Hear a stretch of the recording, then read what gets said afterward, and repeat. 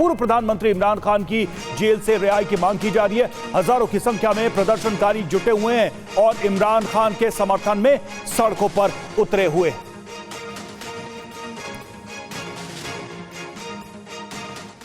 और पीटीआई की रैली में बुशरा बीवी की एंट्री। जी हां, देर रात रैली में इमरान की पत्नी बुशरा भी पहुंची। प्रदर्शनकारियों की हौसला अफजाई करने पहुंची बुशरा बीवी। बुशरा का ऐलान, खान को लिए बिना वापसी नहीं होगी, बिना इमरान खान को लिए वापसी नहीं होगी, ये कहा है बुशरा ने। तो हम खान को लिए बिना वापस नहीं लौटेंगे, बुशरा बेगम पीटीआई के तमाम समर्थकों को कह रही थी। और प्रदर्शनकारियों और पुलिस में झड़प हुई है। पुलिस ने प्रदर्शनकारियों पर गोलीबारी की। प्रदर्शनकारियों ने आगजनी की घटना को अंजाम दिया है। 4000 से ज्यादा खान समर्थकों की गिरफ्तारी का दावा किया जा रहा है।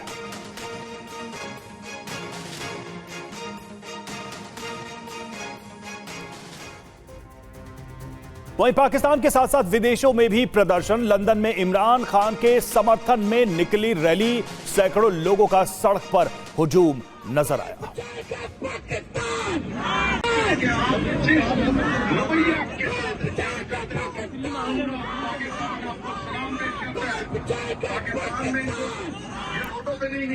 और हमारे साथ इस वक्त पाकिस्तान से हमारे संवाददाता गुलाम अब्बास जुड़े हुए हैं। सीधे रुख करते हैं उनका। गुलाम, पाकिस्तान में ये जो सियासी तनातनी है, इसको लेकर अभी क्या जानकारी मिल रही है? क्या वाकई में इमरान खान को ऐसे एहतजाज, ऐसे प्रोटेस्ट से रिहा करा पाएंगे पीटीआई के लोग? देखिए रवि, एक प्रेशर तो डाला जा रहा है और पीटीआई ये समझती है कि वो जितना प्रेशर डालेगी शायद उससे जो है वो बातचीत की तरफ और जो इमरान खान के ऊपर मुश्किलात हैं उसमें कमी आ सके। और यही वजह है कि कल बुशरा बीबी जो कारवां लीड करके निकली थी सीएम केपी के अली मीन गंडापुर के साथ, वो अब तकरीबन जो उसका पहला कारवां की जो लोग हैं वो बुरहान के करीब हैं, जो कि इस्लामाबाद से तकरीबन लगभग 50 किलोमीटर की दूरी पर है। और वहां पर इस वक्त बैटल ग्राउंड बना हुआ है। पुलिस और पीटीआई के वर्कर्स के दरमियान शदीद जो है वो शेलिंग और झड़पें और लाठीचार्ज हो रहा है, पथराव हो रहा है। हर तरह की ये सूरत हाल हमने सारे रास्ते में देखी। हुकूमत की, पाकिस्तान की सरकार की ये कोशिश है कि किसी तरीके से भी ये लोग इस्लामाबाद ना पहुंच सके, क्योंकि प्लानिंग यही है कि अगर ये लोग इस्लामाबाद पहुंच जाते हैं तो फिर पार्लियामेंट के सामने जो डी चौक है वो इनकी मंजिल होगा और वहां पर ये धरना देके बैठेंगे। और इनका कहना यह है कि ये उस वक्त तक वापस नहीं आएंगे जब तक इमरान खान को रिहा नहीं किया जाता। बुशरा बीवी को भी हमने देखा उस भीड़ में, उस मजमे में, उस जलसे में मौजूद थी बुशरा बीबी। क्या कहा उन्होंने? हम देख रहे थे कि वो लगातार अपने सपोर्टर से कह रही थी कि बिना खान को लिए हम वापस नहीं आएंगे। क्या ये उकसाने की कोशिश हो रही थी बुशरा बेगम की तरफ से? देखिए रवि, बुशरा, ये पहली दफा बुशरा बीबी जो है वो पॉलिटिक्स में उनकी एंट्री हुई है और ये पहला पॉलिटिकल रैली है जिसको वो खुद लीड कर रही है। उन्होंने ये कहा है कि हम खान को लिए बगैर वापस नहीं आएंगे, क्योंकि इससे पहले पीटीआई के जितने प्रोटेस्ट हुए हैं वो इस्लामाबाद पहुंच के अचानक से खत्म होते रहे हैं। और पीटीआई के वर्कर्स भी ये सोचते रहे कि शायद पीटीआई की जो इस वक्त बाहर लीडरशिप है जो कि जेलों में नहीं है, वो शायद कंप्रोमाइज्ड है। बुशरा बीबी ये साबित कर रही हैं और ये पीटीआई के वर्कर्स को कह रही है कि वो अपनी दूसरी लीडरशिप को भी की बात पे न जाए। जब तक इमरान खान रिलीज नहीं होता वो वापस ना आए। और यही वजह है, देखिए प्रेशर बढ़ाया जा रहा है। पूरी दुनिया में पीटीआई की तरफ से प्रोटेस्ट किए जा रहे हैं। पाकिस्तान में तो ये सब कुछ हो रहा है। आपने लंदन देखा, ऑस्ट्रेलिया देखा, स्पेन देखा, पूरी दुनिया में जितने भी पाकिस्तानी है पीटीआई के सपोर्टर्स हैं वो बाहर निकले हुए हैं। और उनकी जो पाकिस्तान के हाई कमीशन हैं, जो अहम जगह है, 10 डाउन स्ट्रीट में इस्लामाबाद में प्रोटेस्ट हो रहा है और लंदन में प्रोटेस्ट हो रहा है 10 डाउन स्ट्रीट पर। तो ये सारी जगहों पर प्रोटेस्ट का गुलाम, इन हालात के मद्देनजर पाकिस्तान सरकार, शहबाज सरकार का क्या रिस्पॉन्स रहा है अभी तक? देखिए, शहबाज सरकार इस वक्त, आज बेलारूस के प्रेसिडेंट भी पाकिस्तान में पहुंच रहे हैं, उनका डेलीगेशन पहुंच चुका था। तो शहबाज सरकार की सिर्फ कोशिश यही थी कि वो किसी सूरत पे भी पीटीआई को रोके। इमरान खान की कॉल से पहले ही इमरान खान ने कॉल दी है तो हुकूमत ने, पाकिस्तान की सरकार ने खुद ही इस्लामाबाद को बंद कर दिया, खुद ही पाकिस्तान के बड़े शहरों को। ठीक है, तो साफ पता चल रहा है कि सरकार के ऊपर एक प्रेशर नजर आ रहा है इस ताजा प्रोटेस्ट का। अब देखना होगा कि क्या वाकई में इस प्रोटेस्ट का कुछ असर होता है या नहीं। शुक्रिया आपका हमसे जुड़ने के लिए। आगे बढ़ेंगे। हिजबुल्लाह का इजराइल पर बड़ा हमला। जी हां, बड़ी खबर आ रही है। नहारिया और एकर शहर में ताबड़तोड़ बमबारी। सेना के शागा बेस को बनाया है निशाना।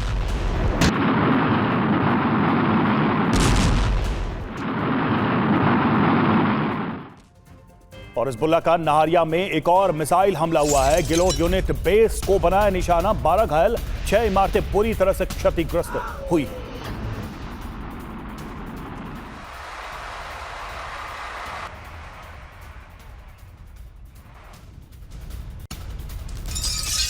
और हिजबुल्लाह का इजराइल पर रॉकेट से बड़ा हमला। इजराइल के ठिकानों पर करीब 100 रॉकेट दागे। उत्तरी इजराइल को बनाया निशाना। मध्य इजराइल में 6 रॉकेट दागे। तेल अवीव में भी रॉकेट से हमला। आईडीएफ का दावा हमलों को किया नाकाम।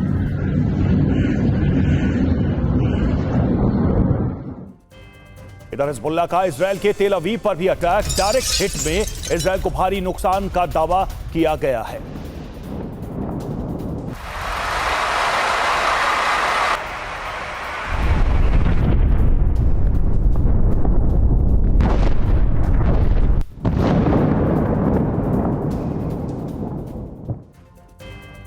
हिजबुल्लाह के तेल अवीव पर लगातार हमले जारी हैं। लगातार हमलों के बाद बचने लगे सायरन। कई ठिकानों पर हमलों से दहले इजरायली ठिकाने।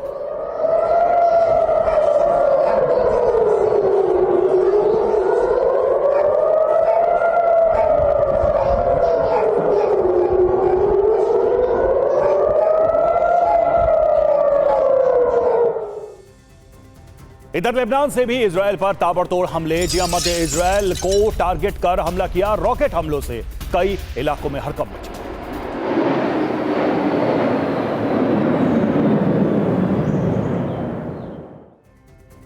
और हिजबुल्लाह का तेल अवीव पर ड्रोन से अटैक। सैन्य ठिकानों को निशाना बनाया गया है। ड्रोन से ये ताजा हमले किए गए हैं तेल अवीव पर।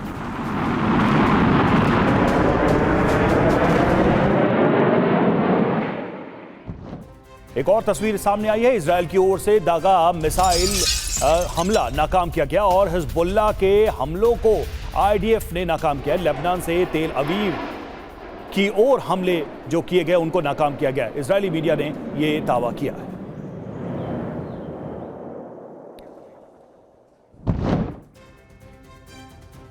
इधर सीरिया की बात करें तो सीरिया में तैयार हो रहा है नया वॉर जोन। मिडिल ईस्ट में हमलों की तस्वीरें सामने आई हैं। तो सीरिया अब नया वॉर जोन में कन्वर्ट हो रहा है। नया ठिकाना भी बन रहा है हिजबुल्लाह का।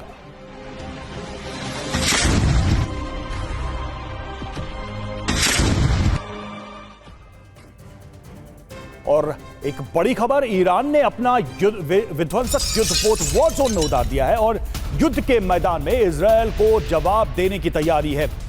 16 एंटीशिप क्रूज मिसाइलों से लैस सबालन युद्धपोत और इसे अब जंगी मैदान में उतार दिया है ईरान ने।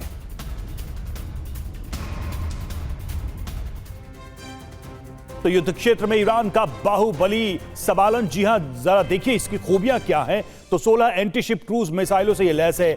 1500 टन वजनी, 310 फीट लंबा है ये और 72 किलो प्रति घंटे की इसकी रफ्तार है। 1000 किलोग्राम की मारक क्षमता है और कई विदेशी मिशन का हिस्सा भी रहा है। लंबी दूरी की क्रूज मिसाइलों से यह लैस है। रडार डिटेक्शन से बचने में भी ये सक्षम है। कम ऊंचाई पर उड़ान भरने की क्षमता है इसकी।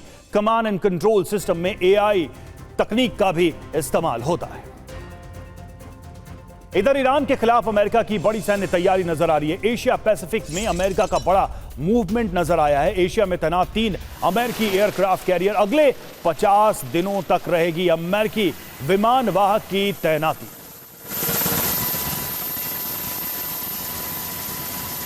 तो ईरान के खिलाफ अमेरिकी चक्रव्यूह, जी हां, एशिया पैसिफिक में 3 अमेरिकी एयरक्राफ्ट कैरियर तैनात कर दिए गए हैं और अगले 50 दिनों तक 3 अमेरिकी एयरक्राफ्ट कैरियर की तैनाती होगी। और योकोसुका बेस में यूएसएस जॉर्ज वॉशिंगटन की तैनाती हुई है। 9 साल बाद जापान के बेस में लौटा USS George Washington. USS Carl Wilson भी इंडो पैसिफिक के लिए रवाना हुआ है और USS Harry Trueman middle east में तैनात है। यूएसएस जॉर्जिया सबमरीन भी मिडिल ईस्ट में तैनात है। तो ये जबरदस्त घेरेबंदी यहां पर नजर आ रही है।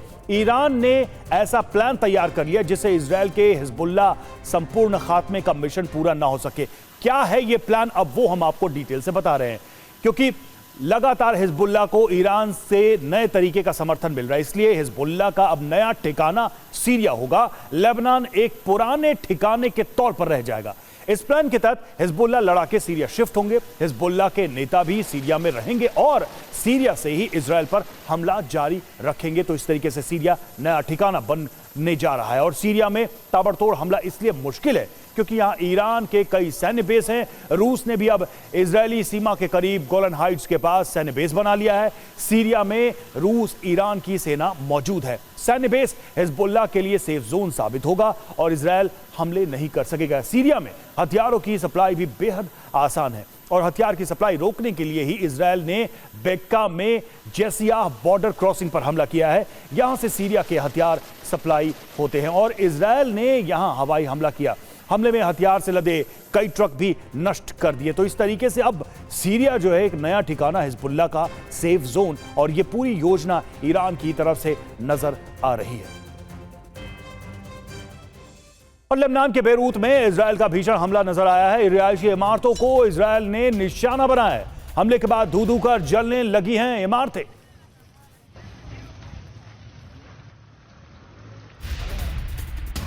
तो इजरायल का बेरूत के कई ठिकानों पर ताबड़तोड़ अटैक या हमलों में लेबनान को भारी नुकसान की खबर है। हमलों में 20 लोगों की मौत हुई है, 65 लोग घायल हुए।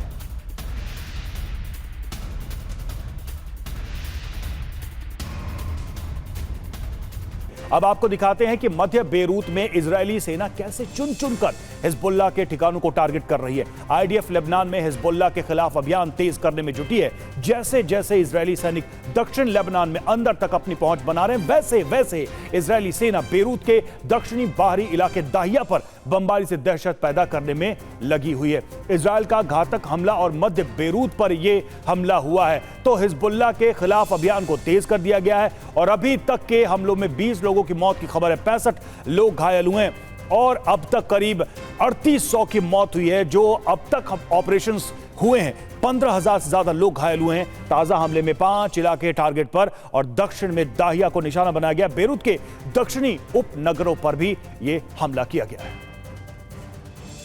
और इस बीच हिजबुल्लाह का इजरायल पर भी बहुत बड़ा हमला हुआ है। हिजबुल्लाह भी लगातार जवाबी हमले कर रहा है। हिजबुल्लाह ने एंटी टैंक मिसाइलों की बौछार कर दी है। मध्य इजरायल में कई विस्फोट किए हैं, 200 ड्रोन और रॉकेट से लगातार हमले किए हैं।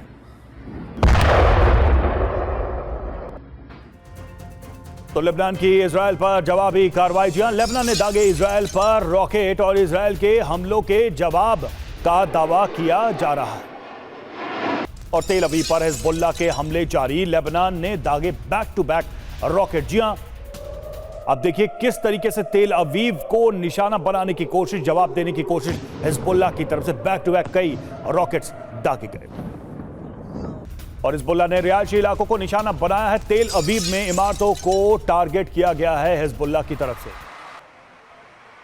और तेल अवीव में हमले का एक और वीडियो सामने आया है। धमाके के बाद आग लगने का वीडियो सामने आया। हमले में कई गाड़ियां स्वाहा हो गई।